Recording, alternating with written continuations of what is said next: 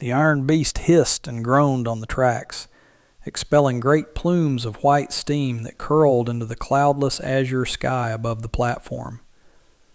Mei Ling stood amidst the swirling vapor, her small, gloved hands clutching a leather valise that contained everything she possessed in this world. The heat of the late spring afternoon was oppressive, radiating off the wooden planks of the station platform and pressing against the black silk of her mourning dress. She felt a profound sense of dislocation, a vertigo that had nothing to do with the temperature and everything to do with the ticket tucked securely inside her sleeve. It was a one-way passage back east, back to the crowded tenements and the judgmental eyes of her late husband's business associates, back to a life where she would be nothing more than a curiosity, a widow without standing. The conductor pulled his pocket watch, the gold catching the harsh sunlight, and shouted the final call for boarding. The vibration of the engine thrummed through the soles of her boots, urging her forward, yet her feet felt heavy, rooted to the dusty floorboards of this frontier outpost. She took a step toward the metal stairs, the dark cavern of the passenger car yawning open to swallow her whole, when the thunder of hooves broke through the rhythmic chugging of the locomotive. A horse, its coat slick with sweat and foam, skidded to a halt at the edge of the platform, kicking up a spray of dry earth. The rider vaulted from the saddle before the beast had fully stopped, his boots hitting the wood with a heavy, purposeful thud. It was Henry. He looked wilder than she had ever seen him, his hat pushed back to reveal a forehead streaked with dust, his chest heaving from the exertion of the ride.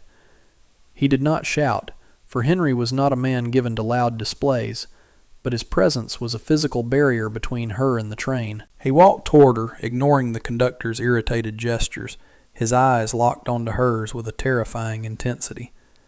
"Mei Ling," he said, his voice rough with grit and emotion. He did not reach out to grab her. He stopped a respectful distance away, removing his hat and crumpling the brim in his large, calloused hands. "Don't get on that train, please." The steam hissed louder, obscuring the faces of the other passengers peering out the windows, isolating the two of them in a suspended moment of consequence. Mei Ling felt her heart hammer against her ribs. "There is nothing for me here, Henry," she replied, her voice steady despite the trembling of her hands. "My husband is gone. The mine has closed. I have no home." Henry shook his head, a slow, stubborn movement that denied her logic. "You have a place, if you want it," he said, the words tumbling out in a rush, as if he had practiced them 1,000 times on the ride over. "I know it's too soon. I know I have no right to ask. But the ranch, it's too big for one man. It's too quiet. I'm asking you to stay. Not as a servant, not as anything you don't want to be." He took a step closer, the scent of sagebrush and horse sweat clinging to him, an earthy, honest smell that cut through the coal smoke. "Just give me a chance. Give the land a chance. One season. If come autumn you still want to leave, I'll buy the ticket myself. I'll drive you all the way to St. Louis if I have to. But don't leave because you think you have nowhere to go." The conductor blew the whistle, a shrill shriek that made Mei Ling flinch. She looked at the dark opening of the train car, then back at Henry's open, pleading face. In his eyes she saw not pity, but a profound, terrifying hope.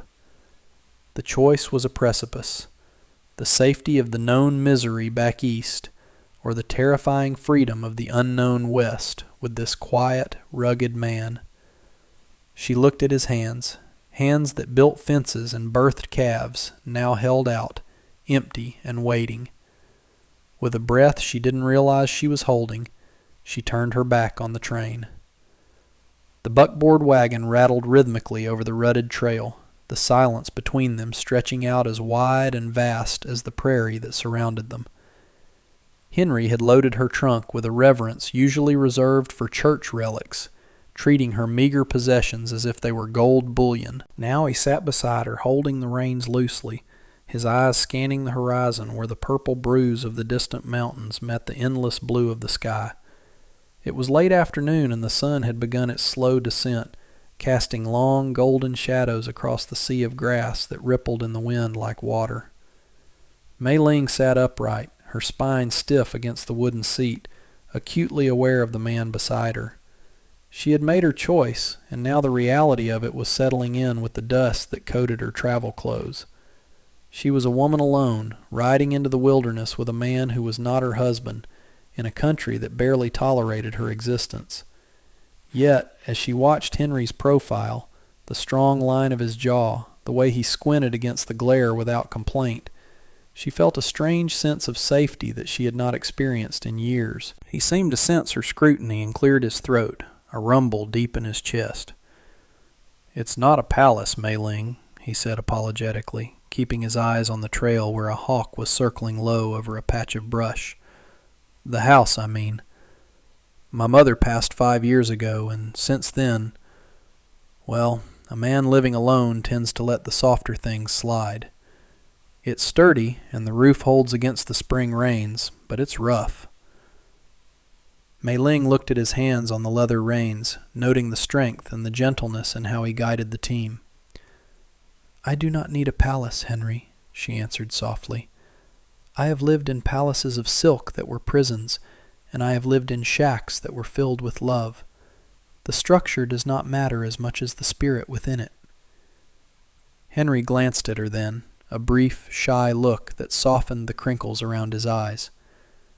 "Well, the spirit is willing," he admitted with a faint smile. "I tried to sweep before I rode out to catch you, but I reckon I missed the corners." As they crested a low rise, the ranch came into view. It sat nestled in a shallow valley, protected by a grove of cottonwood trees that shimmered in the breeze. The house was built of whitewashed timber, glowing pale orange in the dying light, surrounded by a constellation of barns and corrals. Cattle grazed in the middle distance, red and white specks against the greening earth. It was beautiful in a raw, untamed way, a place that demanded work but promised peace. Mei Ling felt a lump form in her throat. It was so open, so exposed to the elements, yet it stood defiant. Henry pulled the team to a halt in front of the porch, setting the brake with a metallic clang. He hopped down and came around to her side, reaching up to offer his hand. For a moment she hesitated. Taking his hand felt like sealing a contract, a physical acknowledgement of this strange new partnership. She placed her gloved hand in his warmth. His grip was firm, stabilizing her as she descended to the packed earth. "Welcome home, for as long as you want it to be," he said, his voice dropping to a whisper that the wind nearly carried away. She looked at the house, then at him, and nodded.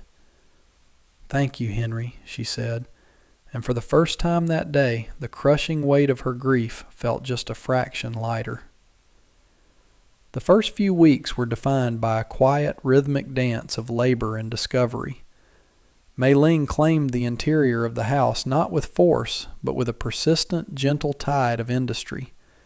She pulled down the heavy, dust-laden drapes that Henry had lived with for years, washing them in boiling water until they were crisp and clean, allowing the brilliant prairie sunlight to flood the rooms. The house, which had smelled of stale tobacco and old leather, began to smell of lemon balm, beeswax, and the savory, complex aromas of her cooking. She found a neglected plot of earth near the kitchen door, choked with weeds, and began the arduous task of turning the soil. It was back-breaking work, the earth resisting her spade, but she found a therapeutic release in the struggle. She planted seeds she had saved, vegetables and herbs that Henry had never heard of, alongside the rows of potatoes and corn he was used to. Henry, for his part, seemed to work with renewed vigor.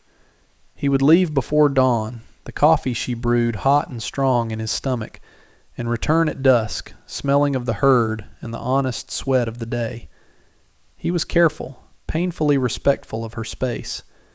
He slept in the small bunk room off the barn for the first week, until Mei Ling firmly set a place for him at the head of the dining table and told him that a man should sleep in his own house. They ate dinner together every evening, the silence between them slowly filling with the small currencies of conversation. He told her about the water rights disputes and the new calf that had been born with a star on its forehead. She told him about the history of the silk trade and the poetry her father had taught her. One evening, after a particularly grueling day where a summer storm had threatened the herd, Henry watched her mend a tear in his work shirt by the light of the kerosene lamp. "You don't have to do that," he said, his voice thick with fatigue. "I'm used to wearing them ragged." Mei Ling did not look up, her needle flashing like a silver fish in the lamplight. "A partnership requires maintenance, Henry. You mend the fences to keep the cattle safe. I mend the cloth to keep you respectable. It is a fair exchange." He watched her for a long time, the firelight dancing in his eyes, before whispering, "I'm getting the better end of the deal, I think." The true test of their arrangement came not from the land, but from the town. It was midsummer when the supplies ran low, and a trip to the general store became unavoidable. Henry harnessed the team, his face set in a grim expression. He knew what the town was like. He knew the narrow minds that congregated on the boardwalks. "You don't have to come," he told her as he checked the cinch on the horse. "I can bring back whatever list you write." Mei Ling adjusted her hat, checking her reflection in the small porch mirror. She had traded her mourning black for a simple calico dress she had sewn herself, blue as the cornflowers growing by the creek. "I am not a ghost, Henry. I will not hide in this valley." Her chin was lifted, her eyes defiant. Henry looked at her, pride swelling in his chest so sharply it almost hurt. "All right then," he said. "Let's go." The town was bustling with the midday trade. As they walked up the wooden steps of the general store, the conversation on the porch died instantly. Men stopped twiddling. Women paused in their adjustments of bonnets. The silence was loud, filled with curiosity and thinly veiled hostility. They walked into the store, the bell above the door chiming cheerfully, a stark contrast to the atmosphere. The shopkeeper, a man named Mr. Henderson who had known Henry for 20 years, looked from Henry to Mei Ling with a sneer curling his lip. "Didn't know you were hiring help, Henry," Henderson said, his voice dripping with insinuation as he wiped the counter with a dirty rag. "Though I suppose she's distinct looking enough." The air in the store grew frigid. Mei Ling stiffened, her hands clutching her reticule, preparing for the shame she had endured 1,000 times before. But before she could speak, Henry's hand came down on the counter, flat and hard. It wasn't a slam, but the weight of it shook the jar of penny candy. "You will speak with respect, Henderson," Henry said, his voice low, lacking any trace of his usual easy-going drawl. It was the voice of the man who broke wild horses and survived blizzards. "This is Mei Ling. She is my partner in the ranch. She is not help, and she is certainly not a topic for your amusement. You will address her as ma'am, and you will fill her order with the best stock you have, or I will take my trade, and the trade of every hand I employ, to the next county." The shopkeeper paled, shrinking back against the shelves of tinned goods. He looked at Henry's eyes, which were hard as flint, and swallowed nervously. "My apologies, ma'am," Henderson mumbled, looking down at his ledger. "No offense meant." Henry did not relax. He turned to Mei Ling, offering his arm with the courtly grace of a duke. "Shall we get your flour, Mei Ling?" She took his arm, feeling the tremor of adrenaline in his muscle. She looked up at him, and in that moment, amidst the smell of sawdust and dry goods, she realized she was not merely being sheltered. She was being cherished. "Yes, Henry," she said clearly, "we shall." By late August, the golden light of summer had deepened into the rich amber haze of early autumn. The evenings were cooling, the crickets singing a slower, more melancholy song in the tall grass. The season Henry had asked for was drawing to a close. They sat on the porch after supper, watching the fireflies blink in the cottonwoods. A comfortable silence settled between them, born of months of shared meals and shared labor. Henry was whittling a piece of soapstone, smoothing it with his thumb, while Mei Ling shelled peas into a metal bowl, the plink-plink sound marking the time. The question of her departure hung in the air, unsaid but heavy. Henry stopped his work and set the stone down on the railing. He turned to her, his face half in shadow. "The station master says the schedule changes next week," he began, his voice tight. "Trains running less frequent as the weather turns." Mei Ling stopped her hands. She looked out at the darkening hills, the landscape she had come to know as intimately as the lines on her own palm. "Is that so?" she asked, keeping her voice neutral. Henry stood up and walked to the edge of the porch, leaning against the post. "I promised you a ticket," he said, staring out at the darkness. "I promised I wouldn't hold you past the season. If you want to go, I have the money set aside in the tin in the kitchen." He turned to face her, and the raw vulnerability on his face broke her heart. He looked like a man bracing for a physical blow. "But I have to say, this house has never been a home until you walked into it. And I don't want to go back to just existing. I want to live with you." Mei Ling set the bowl of peas on the floor and stood up, smoothing her apron. She walked to him, the floorboards creaking softly under her feet. She reached out and took his rough, calloused hand in hers, turning it over to trace the lines of his palm. "I have no desire to see the east again, Henry," she said, her voice trembling slightly. "I have planted a garden that needs harvesting. We have cattle that will need hay for the winter, and—" She looked up into his eyes, seeing the dawn of realization and joy breaking there. "And I find that my heart is no longer in a valise at a train station. It is here, with you." Henry let out a breath that sounded like a sob, his other hand coming up to cup her cheek with infinite tenderness. "You'll stay?" he asked, needing to hear it again. "I will stay," she promised. "Not for a season, but for a lifetime."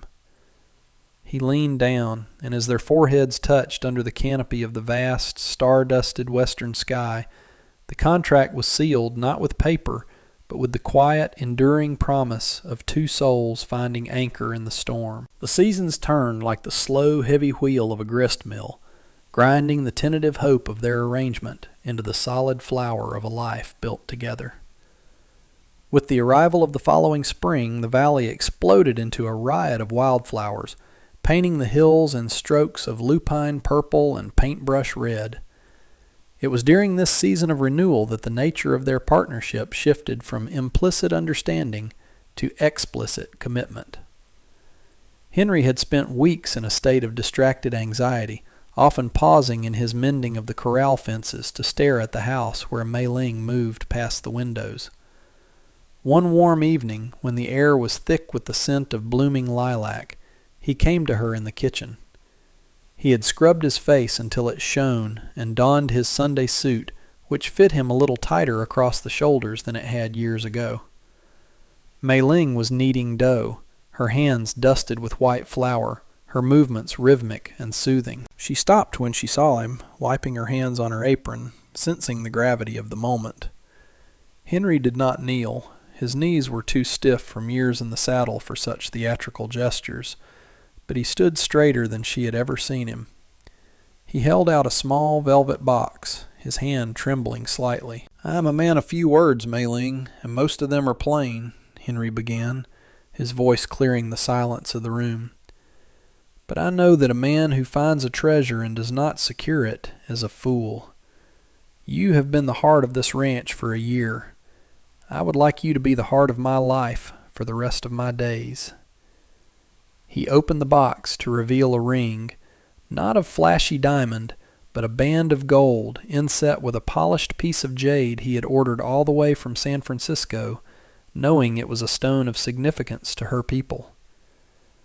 "I wrote to a merchant in the city," he explained bashfully. "He said this means protection and longevity. That is what I want to give you." Mei Ling looked at the ring, the green stone cool and deep like a river pool, and then at Henry's earnest, sun-weathered face. Tears pricked her eyes, not of sorrow, but of an overwhelming sense of belonging. "You offer me a home, and now you offer me your name," she whispered, stepping closer to him. "I would be honored to carry both, Henry." The wedding was a quiet affair held in the shade of the great cottonwoods 2 weeks later, attended only by the few neighbors who had come to respect Mei Ling's quiet strength and the minister who rode out from town. As they stood before the altar of the open sky, Henry took her hand, his grip firm and warm, and in that touch they sealed a covenant that was stronger than the timber of their house. Years flowed into decades, marked not by the calendar, but by the expansion of the herd and the graying of their hair. The ranch, once a lonely outpost, grew into a thriving enterprise, a testament to their combined will. They added a new wing to the house to accommodate the life that filled it, a nursery that eventually became a bedroom for their son Samuel. The boy had Henry's height and Mei Ling's dark, watchful eyes, a living bridge between their two worlds. Summer days were long and filled with the honest heat of labor. Mei Ling no longer wore the silks of the East, but practical cotton dresses that allowed her to work the garden and manage the accounts with equal dexterity. She and Henry moved around each other with the effortless choreography of a team that had memorized each other's rhythms.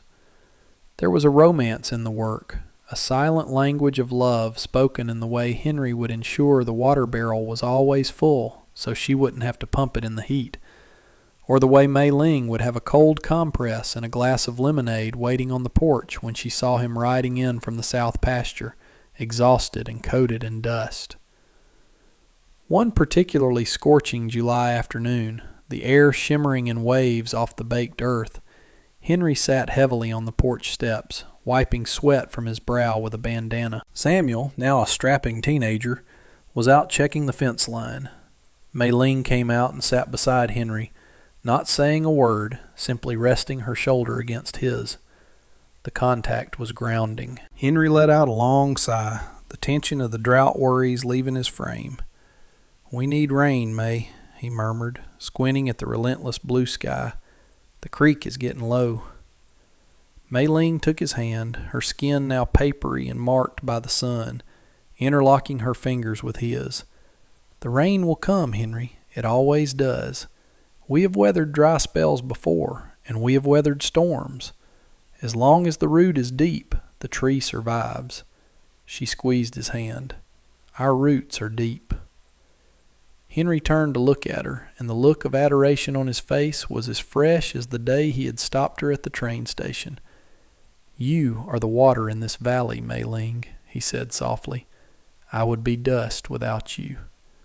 He leaned over and kissed her, a slow, lingering kiss that tasted of salt and sweet tea, a reaffirmation of the passion that still burned quietly beneath the layers of domestic duty. It was a love that didn't need to shout. It was evident in the way they sat there for an hour, watching the horizon, content simply to be in the same space. As the wheel turned further, the frantic energy of building a legacy gave way to the peaceful stewardship of what they had created. Samuel had married a girl from the next county and taken over the heavy lifting of the ranch operations, allowing Henry and Mei Ling to retreat into the gentler rhythms of old age. The summers seemed hotter now, or perhaps their blood had just grown thinner, and they spent more time in the shade of the porch that Henry had built all those years ago. They had become an institution in the valley, the old couple who were always together, like two trees whose trunks had grown around each other until they were indistinguishable. Henry's walk had developed a hitch, a reminder of a bad fall from a horse in his 40s, and Mei Ling's eyesight was dimming, blurring the edges of the world. Yet they compensated for each other's failings with a grace that moved anyone who saw them.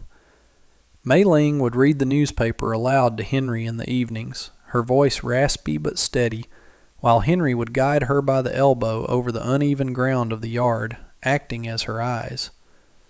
One late afternoon, bathed in the amber glow of a setting sun that turned the prairie grass to gold, they sat in their rocking chairs, the creak-creak sound a familiar heartbeat.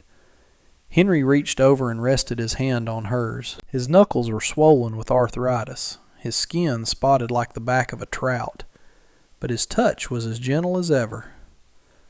"I was thinking today," he said, his voice gravelly and slow, "about that day at the station, the noise of that steam engine. It still haunts me sometimes. How close I came to letting you go." Mei Ling turned her face toward him, her eyes milky but smiling. "But you didn't, Henry. You rode that horse until its heart nearly burst. You chose me." Henry nodded, a tear tracking through the deep fissures of his cheek. "Best ride of my life," he whispered. "I look at this, the boy, the land, you, and I feel like the richest man who ever lived. I wish I could stop the sun from going down. I'm not ready for the night to come." Mei Ling lifted his hand to her lips, kissing the rough skin. "The sun must set, my love, so that the stars can shine. We have had a long, beautiful day. We have no reason to fear the twilight." They sat there as the light faded to indigo, two silhouettes against the vastness of the west, holding on to the moment and to each other. The end came as they had always prayed it would, peacefully and without a long separation. Henry went first, passing in his sleep during a warm afternoon nap, his heart simply stopping like a clock that had run down its winding. Mei Ling did not weep with the hysteria of young grief. She mourned with the deep, hollow ache of an amputee. She organized the funeral with the same dignity she had carried all her life, standing by the grave under the cottonwood tree, a small, frail figure in black. She lingered there after the others had gone back to the house, touching the fresh earth. "Wait for me," she whispered to the wind. "Do not ride too far ahead." And he did not make her wait long. 6 weeks later, just as the first hint of autumn cooled the air, Mei Ling lay down in their bed and did not wake up. Samuel found her with a smile on her face, her hands clasped over her chest, clutching the jade ring Henry had given her. They buried her beside him, their headstones identical, 2 arches of granite facing the rising sun. Decades later, the valley had changed. Fences were wire instead of rail, and paved roads cut through the dust. But the ranch house still stood, sturdy and whitewashed, a testament to the hands that built it. Samuel's grandchildren ran through the tall grass where Henry had once broken horses, and they played in the shade of the massive cottonwoods that Mei Ling had loved. In the family graveyard, enclosed by a low stone wall, the 2 headstones had weathered, the names Henry and Mei Ling partially obscured by lichen. But the story remained. It was whispered by the locals, told to visitors as a legend of the county. It was the story of the rancher and the widow, of the train that wasn't taken, and the love that bloomed in the unlikely soil of the frontier. It was not a story of conquest or gold, but of a far greater treasure, the enduring, quiet power of a choice made for love. The wind still blew through the valley, carrying the scent of sage and history, singing the eternal song of a partnership that had conquered the loneliness of the West and left a legacy of hope fulfilled.